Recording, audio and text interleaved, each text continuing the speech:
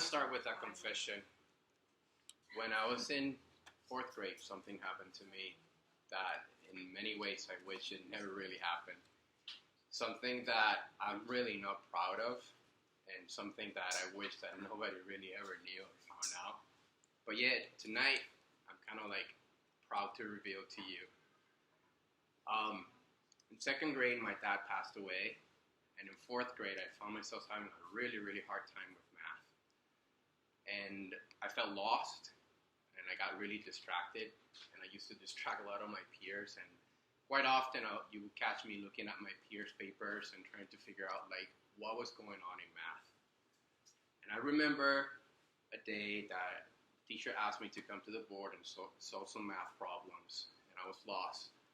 I was distracting. I started talking, and my teacher hit me. And after that incident, I totally lost my desire to want to do math. I'm a talker, so I'm going to try to keep it short. Lucky for me, I found sports. I found video games and different things that kind of like kept me motivated. And one of the things that I loved the most was the game Street Fighter. It's actually a video game. And when I was doing my research, I found that there's over 70 different characters in this game that you have to battle against. And I remember going stage by stage and being able to like conquer against all these superheroes. And I believe that the educator of the 21st century needs to do the same. There are many different strategies. There are different methods, different things that we can do to really equip ourselves so that we can prepare our children to face those challenges that we don't know they're going through. And although Street Fighting Mathematics is not the name of my presentation, not the name of my research, I want you to understand that for me, each superhero represents a different strategy that we could use. And we just have to go out there, wrestle with it, and learn how to use it. I was really lucky in 2008, my school principal gave me the opportunity to go to UH and meet all the physical education teachers in the state of Hawaii, listen to Dr. John Reddy talk about his book called Spark, Exercise as an Antidote for Depression and Anxiety. So Dr. John Reddy is a psychologist, and he uses exercise instead of medication like Prozac or anything that could make a kid focus and avoid distractions during school. And I kept in contact with Dr. John Reddy. And in the beginning of my research, I sent him an email and I asked him, what would you recommend that a teacher could do to prepare children for the lesson? And his response was, I would do a game. I would have children participate in a game where they are running, laughing, where they're being very vigorous, they're jumping as much as possible, and all those components would probably yield the best results. So he inspired me to continue on my research. And I keep going back. There we go. So during my literature review, out of all those superheroes, out of all those different strategies, I picked 4. And if you played the video game, you know that these are characters in the game. The first strategy that I took a look at was Brain Gym. And Brain Gym, it's a program that was created by Dr. Paul Dennison in the 1960s. And he was successful back then because there was a lot of changes in education, and teachers needed something in the classroom to get children engaged. And he went on and sold his program to all over the world. And there were some people in the UK and other parts of Europe that were not found with his research.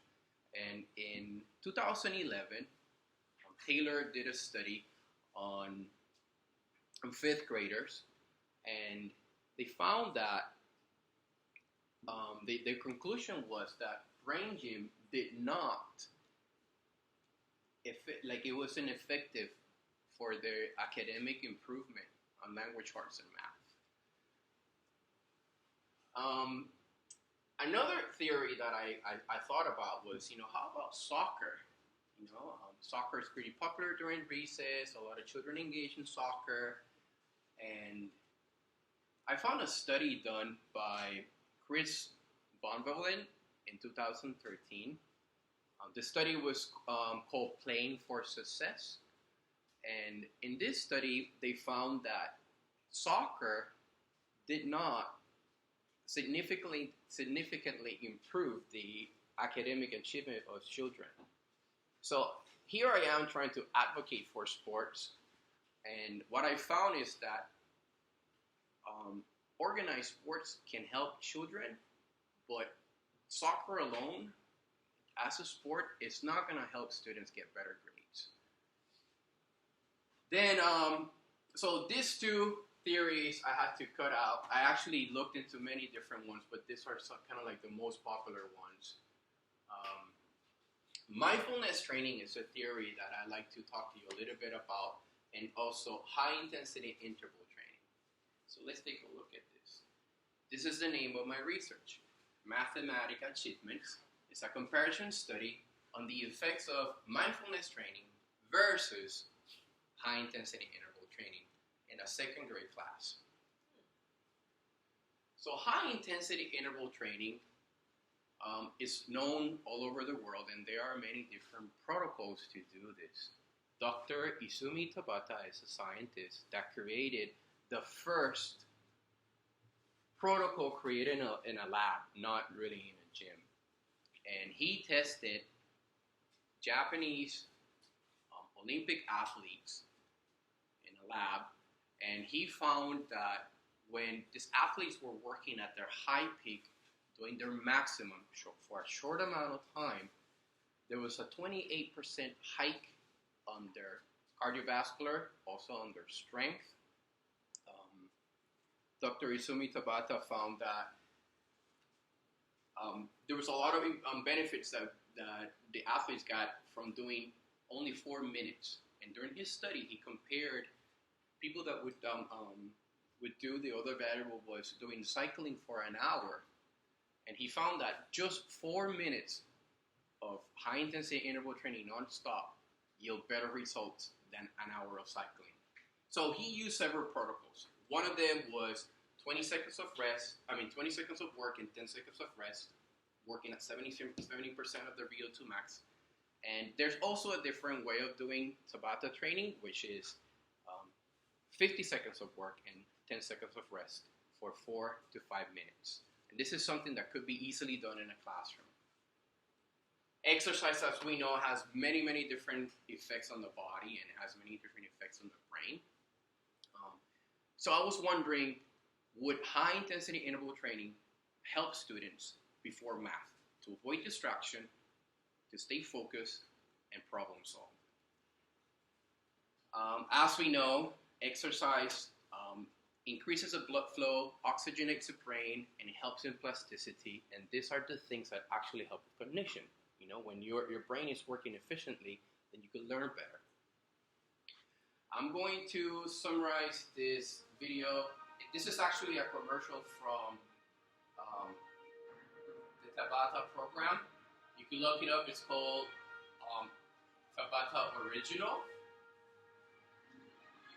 And right here. Tabata protocol is one of the most effective forms of high-intensity exercise training. Tabata has an afterburn effect, so extra calories are consumed for 12 hours after you leave the gym. There's a significant increase in EPOC, excess post-exercise oxygen consumption, that improved the fitness of elite athletes by 13%. So here's what Tabata can do for you. Burn more calories, burn them for longer, transform your body scientifically pushing the boundaries of fitness. The only system endorsed by scientists, Professor Izumi Tabata. Okay, so the other theory that I found really interesting was mindfulness training. And this is totally the opposite. And why I was attracted to it is because high intensity interval training will spike the heart rate of students. And my inquiry was, would students learn more with a higher heart rate or if they're calm? So I came across this video on my Facebook feed that showed a study that was done in an elementary school in Baltimore. And they had amazing results by doing mindfulness training. Mindfulness, as most of us know, means being present in the moment, being aware of your breath and what's happening within you. However, the scientific definition of mindfulness involves self-regulation and curiosity. And that awareness is what makes mindfulness different. So relaxation and mindfulness are totally different things. You have to be aware of what's happening inside you, the energy that's going in you, and that insanity, being able to control that. In the last millennium, there's been a lot of research done, and I want to show you a little bit about what's been found on mindfulness training. And if you didn't know, mindfulness, the origin of mindfulness, it's in Buddhism. However, all major religions use mindfulness. And there's not really anyone that can claim that, I am the guru of mindfulness. So I want to show you a video of what's going on with mindfulness trainings in elementary schools.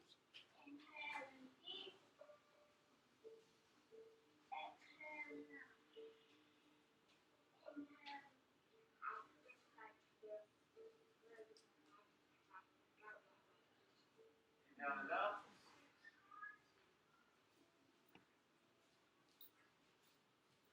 Exhale down.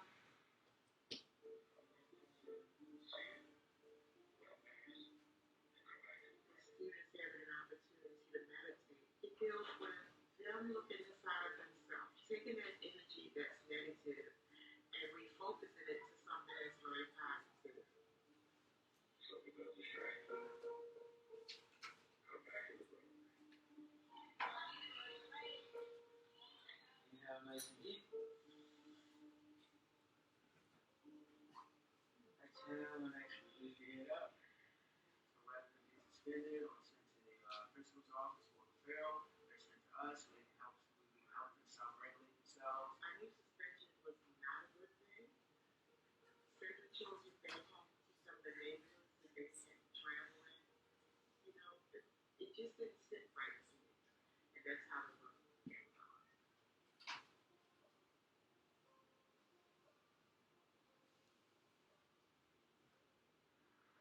So you here in Baltimore face a whole lot of obstacles, whether their parents are getting locked up, whether their parents are abusing drugs, or they're not there. When you're ever in a heightened scenario, whether it's anger, stress, frustration, your heart rate increases.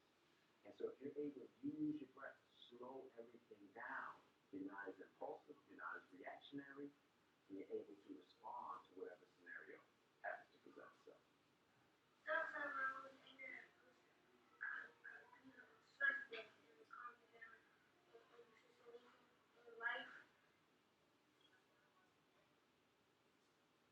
In 2008, Napoli did a study on mindfulness training, and they found that there was a significant increase on those students that participated in mindfulness training versus those that didn't. So in both different theories, one of the things that the people that are conducting these studies have taken in mind is whether students have special needs or learning disabilities, because those are variables that can change the results. This is my methodology. I want to see if this is okay. So I studied, this is a Street Fighter theme. 28 different second graders. Actually, it was 22 second graders, and what I really wanted to do was engage them in both activities. One group will be doing high-intensity interval training, and another group will be doing mindfulness training. And after that, I wanted to use the program iReady to test them. And one of the things that I learned in my methodology was that when you have a deadline, you have to stick to your deadline. And something that I did wrong and I had to fix was I was working towards the end of my deadline, and then I realized that I had to mark the deadline and then start working backwards. So I did 3 surveys instead of the actual study. And in my dream, it would be awesome to use all the bells and whistles to conduct this study, such as heart rate monitors, and train people that would help children and see which ones could be available for them during recess. So during my surveys, I found that this was a survey that I did. I asked children which activities do you like the most during recess, and I found that Gaggable, which is one of those games that is highly effective because students are moving, is really vigorous. That's one of the games that children love to do the most during recess, and also soccer.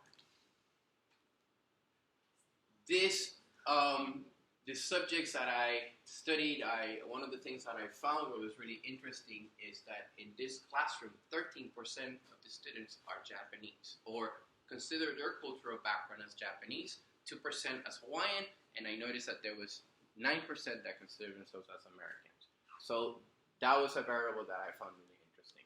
So what I did is I gave them a survey with 10 questions, and I like to present this to you like a Street Fighter game. So if we were to go into the first round, this is the question I asked. How often do you exercise, run, do push-ups, or sit-ups for more than 10 minutes? This round was won by high-intensity interval training because 52% of them said every day. Round 2 was, the question was, how often do you meditate for more than 5 minutes? And this round was also won by high-intensity interval training because 47.6% of them said they never meditate. Round 3 was won by mindfulness training when I asked students, how often do you practice yoga or stretch for more than 5 minutes? 38% of them said, I do it every day. Round 4, it was a draw. I asked students, what is the most distracting thing during math period? And students came up with all different kind of random answers, and these were the most popular ones. Some students said when their sink is running, it's distracting. Other students said the pencil sharpener is distracting. Other students said people talking, and others said I don't know. So round 5, and the 5th question I asked, which theory would you rather learn the most about? And I feel like this was won by high-intensity interval training because 90% of them answered that. And round 6, I asked students, which activity do you think would feel the best just before math time? And mindfulness training won this round by having 57% of those students answer that it was mindfulness training. Round 7, I asked students which activity would help you to focus the most during math problems. So in your mind, if you did this, which would help you the most? And 75% of them said mindfulness training. Round 8, it was a draw. I asked which theory would you think it would reduce stress or anxiety, and 50% of them said both. Round 9, I asked students which of the 2 activities can help you learn the most in math, and this round was won by mindfulness training. 57% of them, that was their answer. Last round, I asked students which activity seems the most beneficial to you, and this round was won by high-intensity interval training. 52.4% of them answered. So the findings was this. Please raise your hand if you think that mindfulness training is the way to go before exercise. Before exercise? Before math class. Raise your hand if you think that high-intensity interval training is better. So my findings show that it was 50-50. It really depends. Students want to learn the most about both of them. Students feel that they're intrigued by both of those. So it was a tie. And with this, I just hope that you examine the experiences that you had in the past, because those experiences are the ones that children need the most. And those experiences are the ones that are going to help you take students from where they are to where you want them to be. So I wish you the best of your journey and the courage to finish and continue your research. Thank you.